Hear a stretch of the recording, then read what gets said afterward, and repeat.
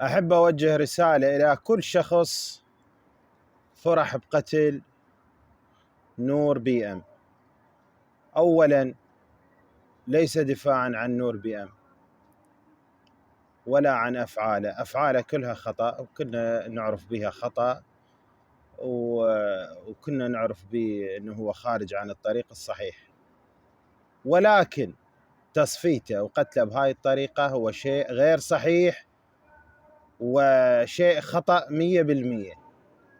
ولا يجوز اتخاذ أي فعل لتصفية هؤلاء النماذج أو هؤلاء الأشخاص بأي طريقة كانت. فقط الدولة إلها حق تحاسبهم. والدولة فقط هي اللي تحاسبهم، حتى بما يسمى الحاكم الشرعي اللي هو الفقيه ما إله حق يحاسبهم، لأن ما تصير فوضى بهالحالة. كل شخص يسمح للحاكم الشرعي أن يصفي له شخص، هاي يصير فوضى، تصير البلد مهزلة. الدولة فقط هي المسؤولة عن محاكمتهم، انزال العقوبة بهم إذا كانوا يستحقون العقوبة. أما قتلهم بهاي الطريقة فهذا يسبب فوضى بالبلد، وأي شخص رضى بقتلهم فأنا أقول له أنت شريك بدم هذا الشخص، شريك قطعا بدم هذا الشخص.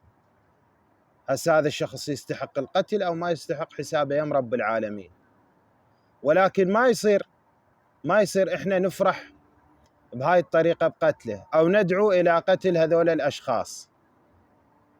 هي الدولة فقط إذا تخلي فقرة بالقانون أنه سجن مؤبد أو إعدام، هي الدولة تتحمل المسؤولية. أما إحنا كأشخاص كأفراد كشعب ما إن حق أن نبدي أي فرح بتصفية هؤلاء الأشخاص. هذا رأيي الخاص، واللي يعجبه رأيي أهلا وسهلا، واللي ما يعجبه رأيي أهلا وسهلا به، وكل من حر برأيه. وتحياتي لكم جميعا.